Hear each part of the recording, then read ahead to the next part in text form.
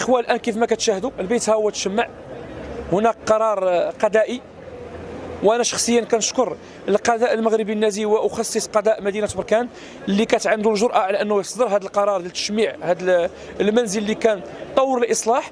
اما المكان اللي كان كيعمل فيه الاعمال ديالو الشنيعه والمشاكل ديالو الزنا والفاحشه عياذا بالله هو هذا الكراج هذا.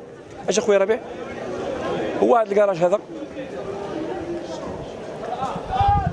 هنا في كان هذاك المجرم كيعمل الجرائم ديالو وكيمارس الزنا والفاحشه عياذا بالله، وكان كيمارس السحر والشعوذه والدجل. واللي بغيت نوصل للاخوه الكرام، ايها الاخوه الافاضل، الله يجزيكم بخير. حنا قمنا بجوله استطلاعيه انا والاخ نعيم ربيع مع مجموعه من الناس هنايا، وتكلمنا معهم وتناقشنا معهم وتحاورنا معهم، وبفضل الله عز وجل تبين لنا على ان هذا السيد هذا ماشي راقي شرعي، وانما هو سحار ودجال ومشعوذ، وكان كيمارس لنا الرذيله والسحر. ومجموعه من الساكنه اللي شهدوا على انه كان كيجيب الخمور، وكان كل 20 دقيقه كيجيب بنت كيصور معاها، كل 20 دقيقه كتجي عنده بنت. وان شاء الله راه غنعطيكم واحد الفيديو غادي نعطيو لقناه شوف تي في باش تشاهدوه ويشاهدوا الساده المشاهدين عبر العالم باش تبان الحقيقه. لان السيده راه كانت كاين فيديو مني كانت داخله عنده صاحبتها الشقراء، وتصورت وهي داخله مع هذا المجرم هذا لهذا المكان اللي كتمارس فيه الدعاره. وهذا اخواني راه وكر للدعاره، ليس مركز الرقيه، لان مراكز الرقيه الشرعيه بريئه من هذه الاوكار. نعم بشهاده الجيران اوكار دعاره، هذا عفوا هذا الوكر دعاره نحن نبرأ الى الله منه.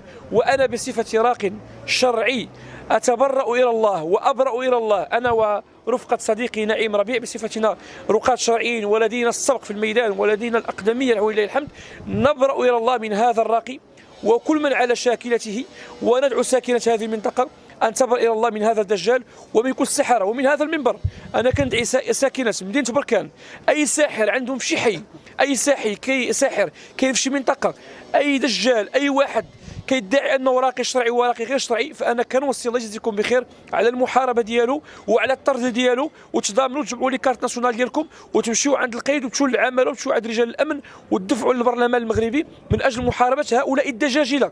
وان شاء الله كنوعدكم انا والاخ نعيم ربيع في كل خرجات ديالنا باذن الله راه غتكون خرجات قويه، وغننظموا ندوه اعلاميه باذن الله عز وجل في الاسبوع المقبل، وغنتكلموا فيها وغنوضحوا وغادي نبينوا لعوام الناس حقيقه الرقيه الشرعيه وحقيقه الرقيه غير الشرعيه.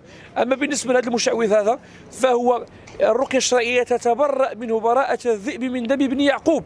وحنا الرقاة الشرعيه المغاربه كنتكلموا بالاسم ديالهم اننا نبرأ الى الله من هذا الدجال ومن غيره ومن يسير على طريقه.